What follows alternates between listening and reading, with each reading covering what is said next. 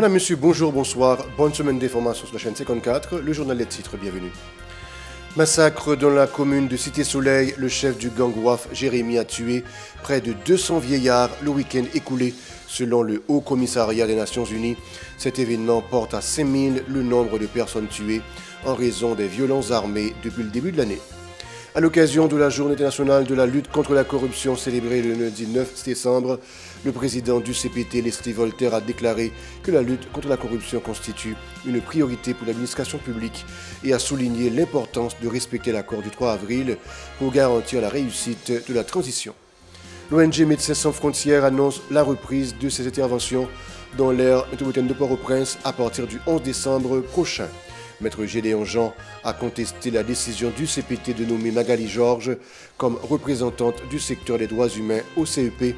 Il rappelle avoir été élu démocratiquement à ce poste et appelle le CPT à se ressaisir. Restez avec nous pour le développement. De retour, Madame, Monsieur, comme annoncé en titre, le chef du gang WAF, Jérémy Monel Félix, alias Mikanor, a orchestré un massacre dans la commune de Cité-Soleil dans la nuit du 6 au 7 décembre. Près de 200 personnes âgées d'au moins 60 ans ont été tuées. Selon les informations disponibles, ce crime aurait été motivé par les accusations portées par un Ougan qui aurait imputé à certains vieillards la responsabilité d'un sortilège ayant provoqué la mort du fils du chef de gang. Dans une note publiée lundi, la primature a condamné ce massacre qualifié d'odieux et annoncé des mesures drastiques visant à traquer, arrêter et juger les auteurs et complices de ce crime. Le gouvernement a adressé ses sympathies aux familles et proches des victimes. À l'occasion de la célébration de la Journée internationale de la lutte contre la corruption lundi, Hans-Jacques Ludwig Joseph, directeur de l'unité de lutte contre la corruption, a insisté sur la nécessité pour les jeunes de cultiver l'intégrité. Selon lui, ce combat doit favoriser la bonne gouvernance et une répartition équitable des ressources permettant à tous les Haïtiens de bénéficier d'égalité des opportunités. Écoutons-le au micro de Bert Charles et le maire Carmel Auguste. S'unir avec la jeunesse contre la corruption, former l'intégrité de demain. Ce thème choisi cette année par les Nations Unies porte en lui cette volonté de préparer l'avenir exprimée par environ 190 États qui s'adhèrent aux valeurs transformatives contenues dans la Convention des Nations Unies contre la corruption.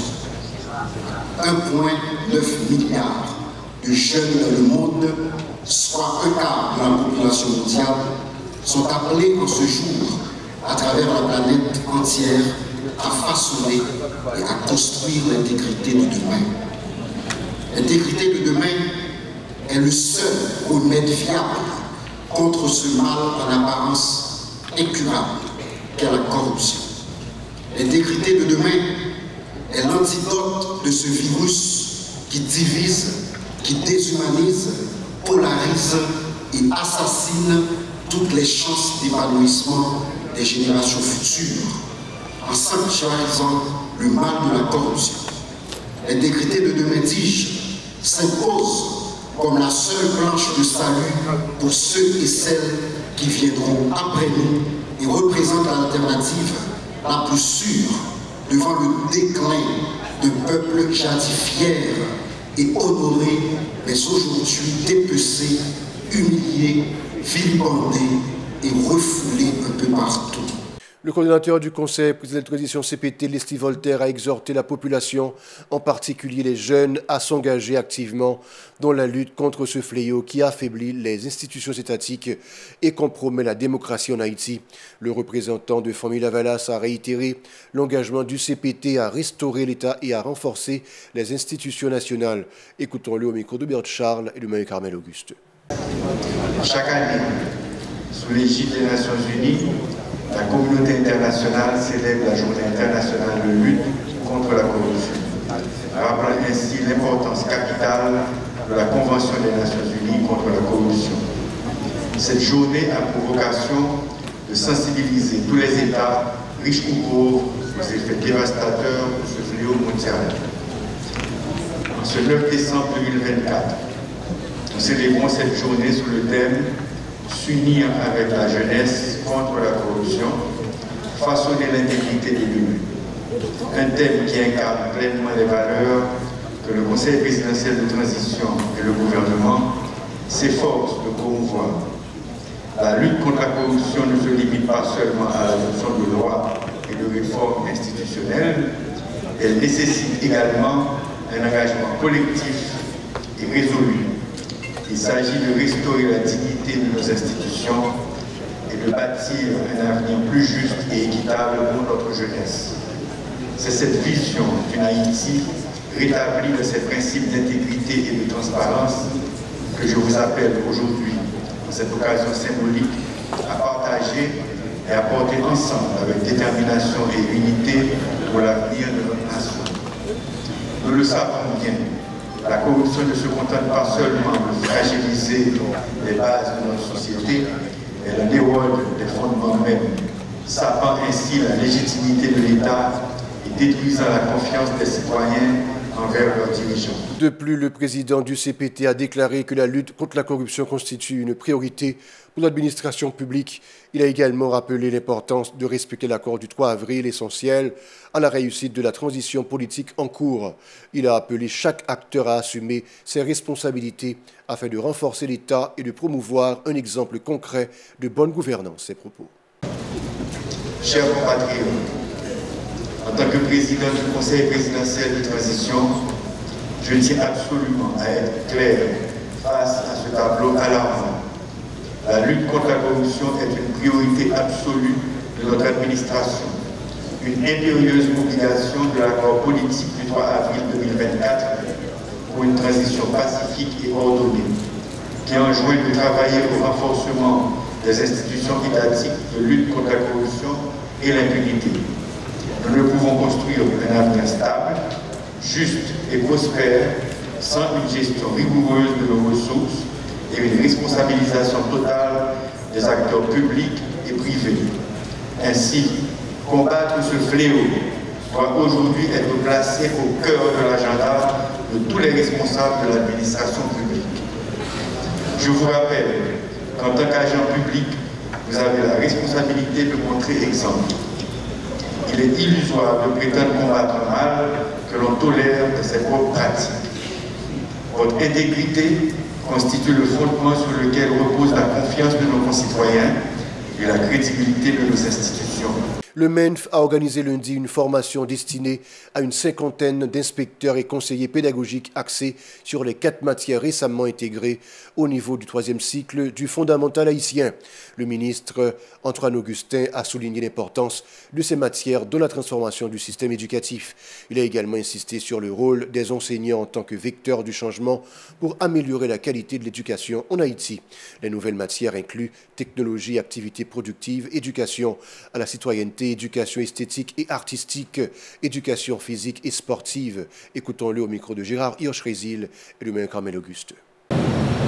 Dès mon arrivée au ministère, je suis nommé le 12 juin, installé le 13. La première décision que j'ai prise, c'était de reporter l'évaluation aux examens officiels de 9e année pour les 4 nouvelles matières. Cette décision a été justifiée par le simple fait que, après plusieurs rapports lus, après des échanges que j'ai eus avec les directeurs départementaux, après des échanges que j'ai eus à l'interne avec la direction générale, et enfin, après consultation avec les directeurs techniques concernés, il n'y a pas eu d'apprentissage pour ces matières. Donc, évaluer les élèves aurait été une injustice.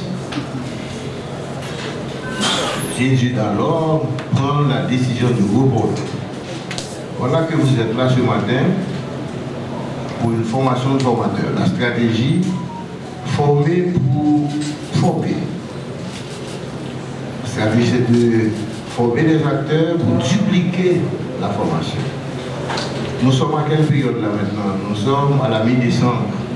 Normalement, cette formation aurait dû se dérouler il y a 2 mois, de sorte que les effets, les impacts de la formation puissent se sentir déjà en salle de classe.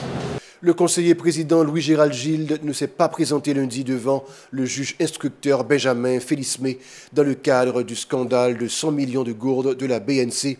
Les avocats des conseillers présidents Smith Augustin, Emmanuel Vertiller et Louis-Gérald Gilles, tous impliqués dans cette affaire, ont contesté la compétence du juge instructeur Félismé, invoquant le statut de leur client en tant que président. Ils ont affirmé que leurs clients peuvent être jugés seulement par la Haute Cour de justice. Après avoir accusé le magistrat, ils ont menacé de saisir le Conseil supérieur du pouvoir judiciaire CSPJ contre le juge en charge du dossier. Lors d'une conférence de presse, Maître Gédéon Jean a contesté l'arrêté adopté par le Conseil présidentiel de transition CPT désignant Magali Georges comme représentante du secteur des droits de l'homme au Conseil électoral provisoire CEP, alors qu'il a été élu démocratiquement pour occuper cette fonction. Maître Gédéon Jean a dénoncé cette décision, la qualifiant de violation flagrante de la Déclaration universelle des droits de l'homme, octroyant au secteur et aux citoyens le droit de participer pleinement aux affaires publiques. Écoutons-le au micro du Aspin Sanon et de Max Rouni Orissin. Il a semblé que le Conseil présidentiel a décidé que le secteur des droits humains a organisé une élection démocratique, une élection transparente. Participation, organisation dans le processus là, qui ça dit exactement? C'est un droit démocratique, son acquis démocratique. En ce sens que c'est la Constitution qui dit que voici les 9 secteurs qui doivent former Conseil électoral. Ce n'est pas seulement là, c'est aussi le droit international des droits de l'homme. Et même article ça, reprend par les principaux instruments internationaux de protection des droits de l'homme, à savoir, par exemple, le pacte international se rapportant aux droits civils et politiques, ainsi que la Convention américaine relative aux droits de l'homme. Ces citoyens qui sont piliers essentiels même de démocratie. Donc nous-mêmes, nous sommes dans l'observation, parce que il y a un ensemble d'organisations qui fait choix de nous, qui demandent nous pour nous représenter dans le processus là. Donc CPTA, le Conseil présidentiel de transition, et le gouvernement ont décidé, selon ça la presse rapporté, parce que ce n'est pas encore officiel, ils ont décidé pour remplacer, de par eux-mêmes, ils ont décidé pour compter de force, remplacer le secteur des droits humains par une dame qui s'appelle Magali Georges, qui sont figures connues de l'accord de Montana et qui sont syndicalistes.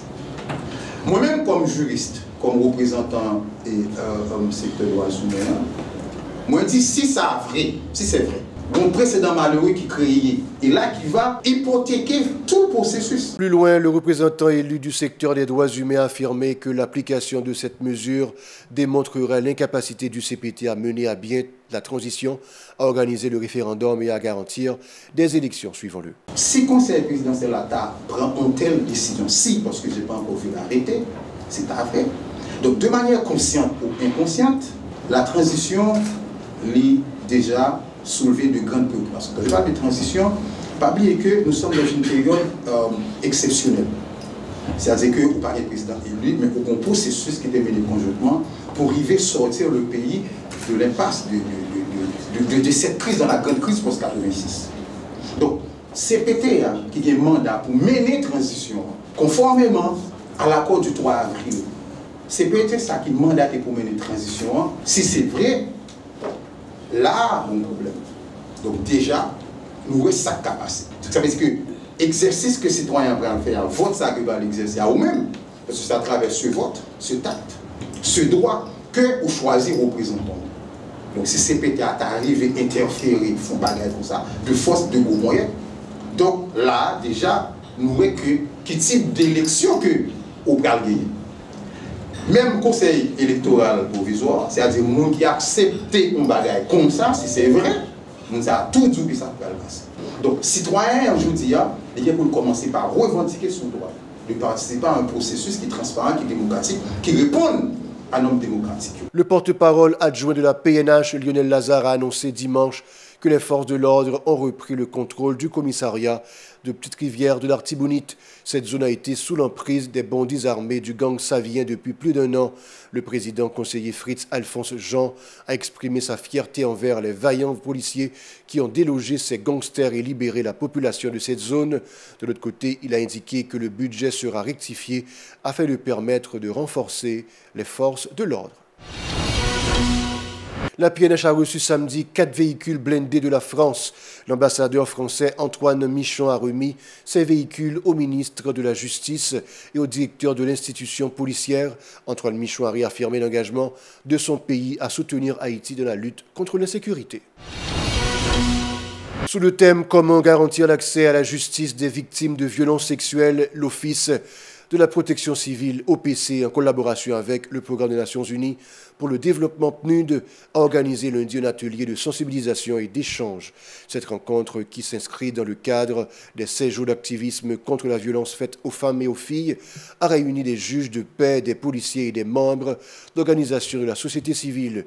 Maître Amos Auguste, représentant du protecteur du citoyen, a dénoncé l'aggravation de l'insécurité en Haïti qui expose davantage les femmes aux violences sexuelles. Il a également souligné les difficultés auxquelles sont confrontées les victimes pour accéder à des services d'accompagnement en raison de plusieurs facteurs, notamment la faiblesse des institutions policières et judiciaires, ainsi que l'impunité persistante. Suivons-le au micro de Yasmin Sanon et de Max Roni Orissa.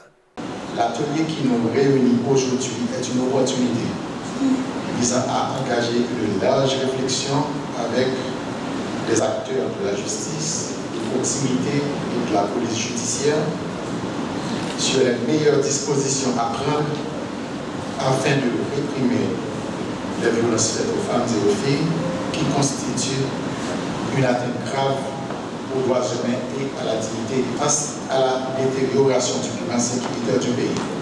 Les femmes et les filles de divers quartiers sont exposées davantage et sont victimes de toutes les formes de viols collectifs.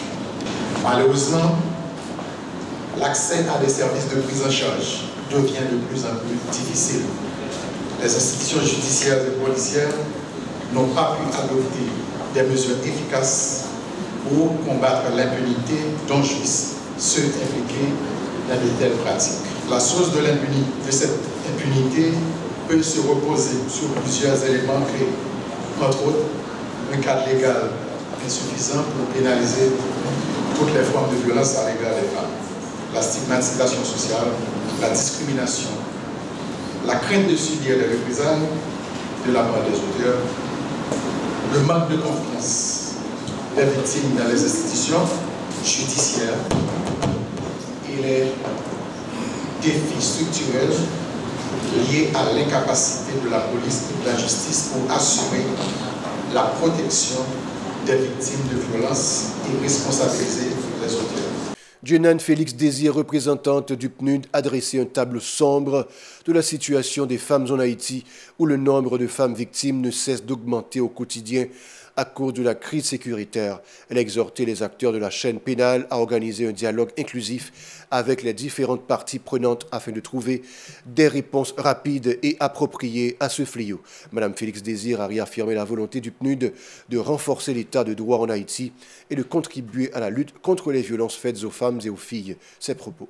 L'organisation de cette journée de sensibilisation de la chaîne pénale autour de l'accès des femmes et des filles victimes de violences sexuelles à une justice à la fois équitable, efficace et dans un délai raisonnable témoigne sans aucun doute de l'engagement de tous et de toutes au profit du renforcement de l'état de droit en Haïti. Je m'en voudrais de ne pas saisir l'occasion pour féliciter chacun et chacune des magistrats, magistrates, policiers, policières qui ont bien voulu répondre présente ce matin pour prendre part à cet atelier. Selon les rapports de plusieurs agences onusiennes et organisations non gouvernementales internationales, de demeurer l'une des violations des droits humains les plus répandues dans le monde. Devons-nous rappeler en effet qu'aujourd'hui encore, près d'une femme sur 3 est victime de violences physiques ou sexuelles à l'échelle mondiale et que les conséquences liées à ces violences entraînent dans le monde le décès d'une femme chaque 10 minutes. Les violences physiques et sexuelles ciblant les femmes et les filles se sont intensifiées depuis au moins 5 ans dans le pays. Face à cette extension de ce phénomène négateur de la dignité et des droits de la femme, le moment est venu pour tous les acteurs de la chaîne pénale d'engager un dialogue multisectoriel responsable afin d'organiser une riposte diligente et efficace. Voilà, c'est tout pour le journal. Restez avec nous pour la suite de la programmation.